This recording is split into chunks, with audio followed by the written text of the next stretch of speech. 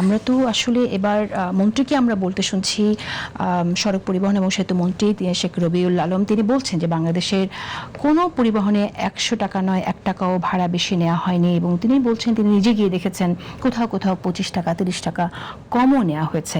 দায়িত্ব নিয়ে তিনি কথাগুলো বলছেন, তিনি মনিটরিং করছেন, সেটা উল্লেখ করছেন। কিন্তু আমরা আবার দেখছি বাংলাদেশের যাত্রী কল্যাণ সমিতি ভিন্ন দাবি করছে। তারা বলছে যে এবার অতিরিক্ত ভাড়া আদায়ের যে নৈরাজ্য, সেটা গত বছরের 20 বছরের রেকর্ড ভঙ্গ করেছে, এরকমটা বলছে। আপনি আপনার মন্তব্য শুনতে চাই যে আসলে এতটা বিভেদ কি করে হয়, মানে যাত্রী কল্যাণ সমিতি এরকম মন্তব্য কেন করছে তাহলে? ইনফ্যাক্ট আপনি যে মানে দুজনের বরাতে যে তথ্য বললেন, এই দুজনের মাঝখানে আমি কোনো জায়গায় নেই।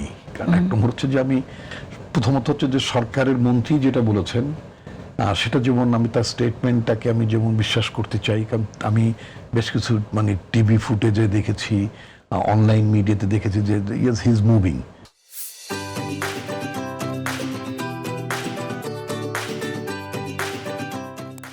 তিনি মানে বিভিন্ন টার্মিনালে গেছেন, কথা বলেছেন।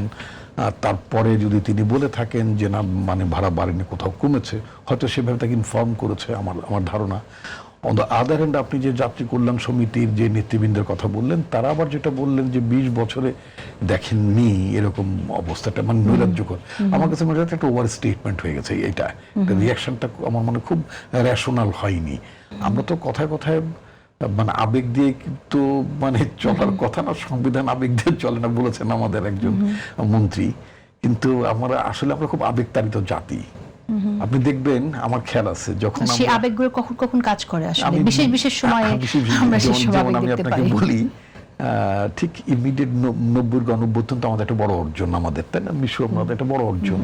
ওই সময় তো আমরা দেখলাম বেশ কিছু ছেলেমেয়েরা যখন সাংবাদিক, স্বাভাবিক তাদের মানে প্রতিক্রিয়া নেয় মানুষের, তখন আমি দেখলাম অনেক ছেলে মেয়ে সেদিন বলেছিল যে আমরা 71 দেখিনি, আমরা বিজয় দেখিনি, কিন্তু আমরা এখন বিজয় দেখলাম। ইয়েস, আমি চিন্তা করলাম যে আমাদের ছেলেমেয়েরা একটা চমৎকার মানে অভিব্যক্তি প্রকাশ করেছেন। আবার আমি দেখলাম যে 2400 বললো যে আমরা 71 দেখিনি, হ্যাঁ আমরা মানে 90 দেখিনি, আমরা 24 দেখলাম, আমরা মানে আমাদের নতুন বাংলাদেশ, আমরা মুক্তি পেলাম, বিজয় দেখেছি, ইত্যাদি ইত্যাদি। এই যে অতিশয়োক্তি, আমরা আসলে কি আমরা অনেক কিছু তো পাই না, তো যখন আমরা সামান্য কিছু পাই তখন এটাকে আমরা অনেক বড় অর্ঘ্য হিসেবে আমরা এটাকে গ্রহণ করি। এটা একটা ব্যাপার।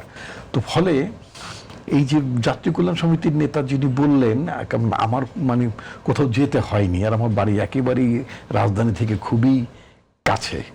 তো ফলে আমার এই বিড়ম্বনা বলেন বা দুর্ভোগ বলেন বা এটা মুখোমুখি আমাকে হতে হয়নি।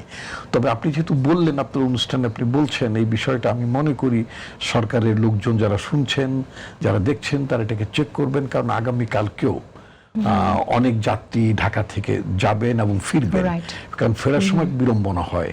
তো এটা মানে মন্ত্রী যেটা বলেছেন, আমি মনে করি যে তিনি নিশ্চয়ই মানে চেক করেই বলেছেন, অথবা তাকে ইনফর্ম করা হয়েছে। গ্যাপটা যেহেতু আছে, এটা সরকারের তরফ থেকে এটা তদন্ত করা উচিত যে কেন এই অভিযোগটা আসছে।